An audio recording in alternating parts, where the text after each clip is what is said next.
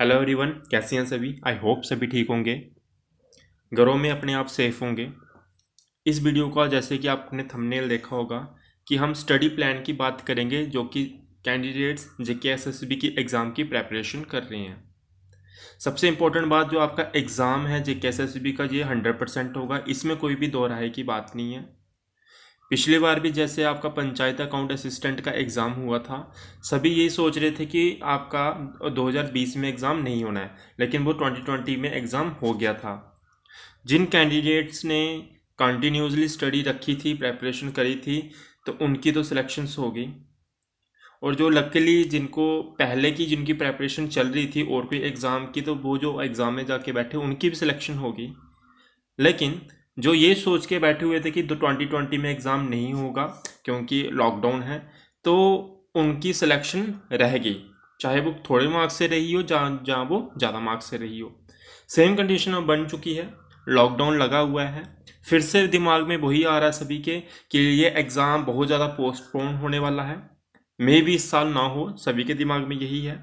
लेकिन मैं आपको बता दूं, ये एग्ज़ाम 100% होगा, तो आपको अपनी प्रेपरेशन कंटिन्यूसली रखनी है। आई नो लॉकडाउन लगा है, सभी के दिमाग में ये है एग्ज़ाम होगा कि नहीं होगा।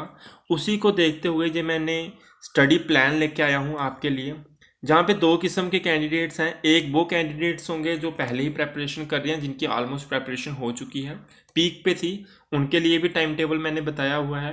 और ऐसे कैंडिडेट जो बिल्कुल ज़ीरो से शुरू करने वाले हैं, जिनकी प्रेपरेशन बिल्कुल नहीं है, उनके लिए भी यहाँ पे मैंने टाइम टेबल डिस्कस किया है।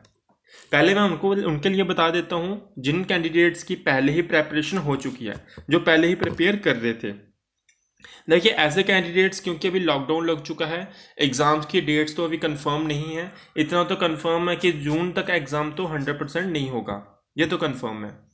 ओके, तो उन कैंडिडेट्स के लिए ये है कि उनको एटलीस्ट डेली 3 हार्स अपनी स्टडीज़ को देने हैं। वो 3 हार्स किस तरह से देने हैं, मैं ब्रॉडली थोड़ा सा आइडिया दे देता हूँ।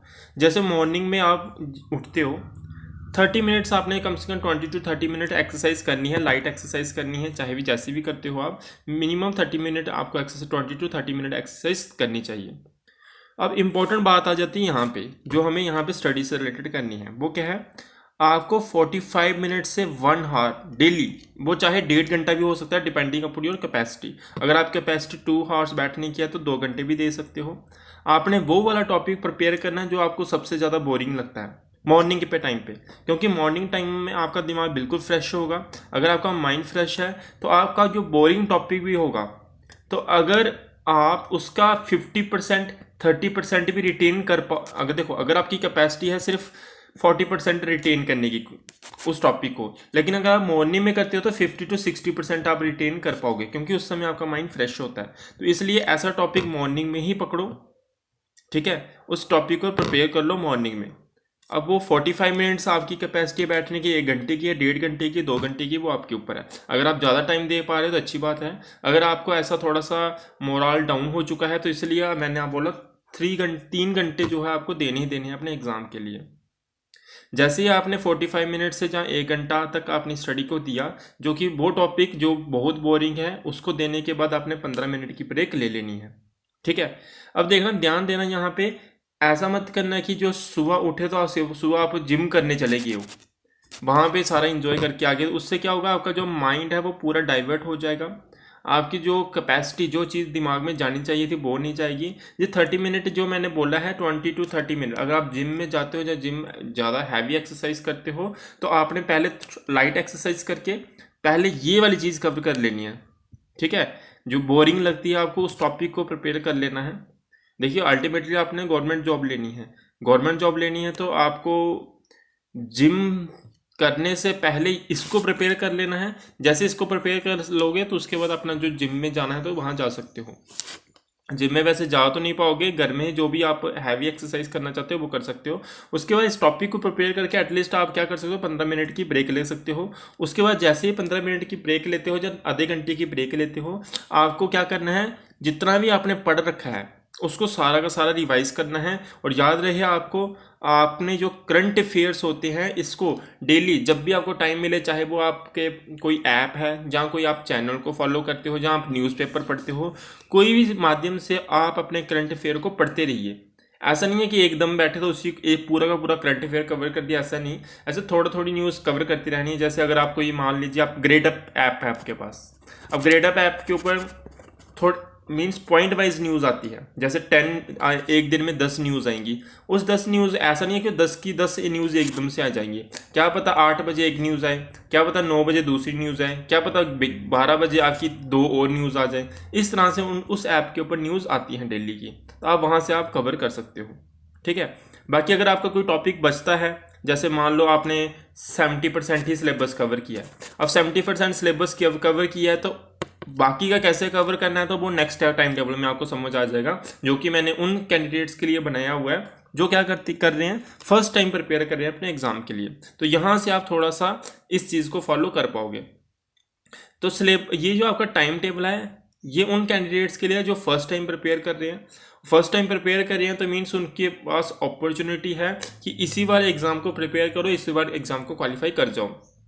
सबसे इंपॉर्टेंट बात यहाँ पे जो टाइम टेबल में डिस्कस करने वाला हूँ, ये सिर्फ मंडे टू फ्राइडे चलेगा।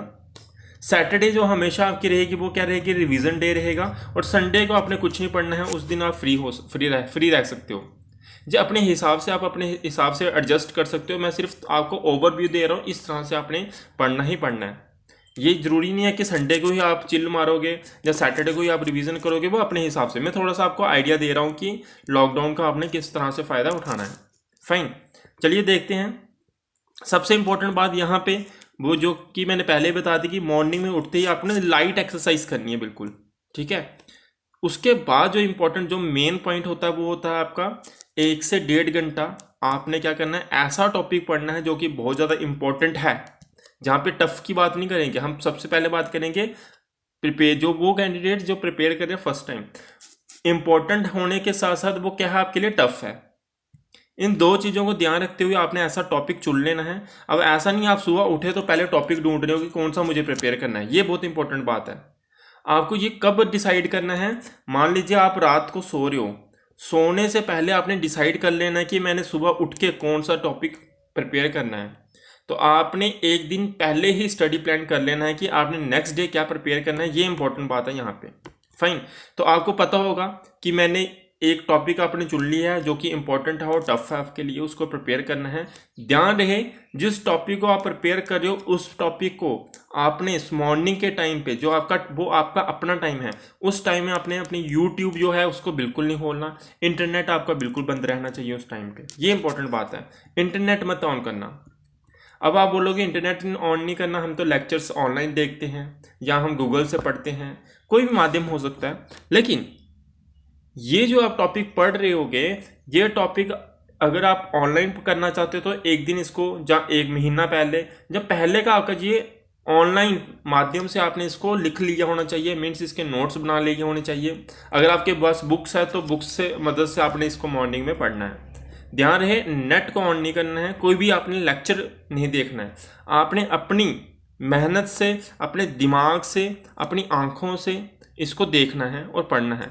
जिससे क्या होगा, जो कि अगर जो चीज़ आप इस टाइम के ऊपर पढ़ोगे खुद से बिना लेक्चर को अटेंड किए, वो ज़्यादा देर आपके दिमाग में रिटेन रहेगा। इस बात को ध्यान रखना। ये आपका 1 घंटा से 1.5 घंटा 2 घंटे भी हो सकते हैं, वो डिपेंडिंग अपॉन योर कैपेसिटी। ऐसा नहीं कि 30 मिनट बैठो, कम से कम 45 मिनट, 1 आवर या 1.5 घंटा, 2 घंटे भी हो सकते हैं कैपेसिटी बैठने की। उसके बाद आपने क्या कर लेनी है, ब्रेक ले लेनी है। ब्रेक आपकी 20 to 30 मिनट्स हो सकती है डिपेंडिंग अपॉन योर कैपेसिटी, और 1 घंटे की हो सकती है, लेकिन 1 घंटे से ज़्यादा भी ब्रेक मत ले लेना। ठीक है, क्योंकि ये उन कैंडिडेट्स के लिए मैं टाइम टेबल बता रहा हूँ जो फर्स्ट टाइम प्रिपेयर कर रहे हैं, तो उनको ये टाइम टेबल थोड़ा सा फॉलो करना ही पड़ेगा, क्योंकि आपके पास फर्स्ट टाइम अपॉर्चुनिटी है और आप फर्स्ट टाइम प्रिपेयर करोगे, फर्स्ट टाइम एग्जाम को क्वालिफाई कर जाओगे। ये बार बार मैं रिपीट कर रहा हूँ आपके लिए। नेक्स्ट देखिए, आपने क्या करना है, 30 to 45 मिनट्स क्या करना है, करंट अफेयर को पढ़ना है। करंट अफेयर बहुत ज़्यादा इंपॉर्टेंट होता है, एग्जाम में इससे क्वेश्चंस बनते हैं। तो करंट अफेयर को पढ़ना है, इससे आपकी स्टैटिक नॉलेज भी गेन होती, जो आपकी डेवलप होगी। करंट अफेयर का ये मतलब नहीं होगा कि आपने सिर्फ क्या कर लिया, जो करंट में चल रहा है वही होगा, प्रिपेयर होगा, नहीं। करंट अफेयर से आपकी स्टैटिक नॉलेज भी आपकी क्या होगी, इंप्रूव होंगी, ठीक है। इससे आपको ये पता चलेगा कौन सी स्टेट का कौन सा सीएम है, ये सब कुछ आपको पता चलता रहेगा।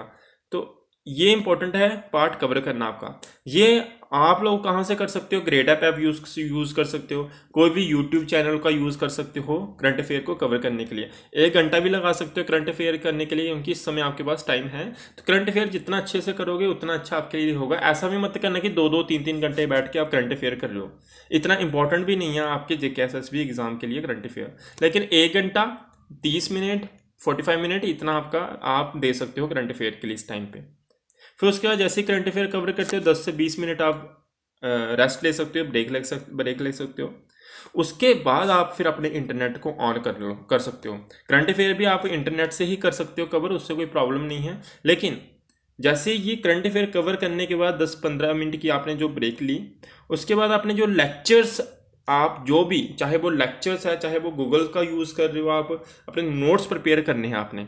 उसके बाद करंट अफेयर देखने के बाद जितने भी आपने नोट्स प्रिपेयर करने होंगे इस टाइम पीरियड में करने हैं। कब तक करने हैं, जब तक आपका लंच ना हो जाए। लंच करने के बाद आपने 30-35 या 45 मिनट का ब्रेक लो, आराम से चिल करो फैमिली के साथ, 1 घंटे तक चिल कर सकते हो।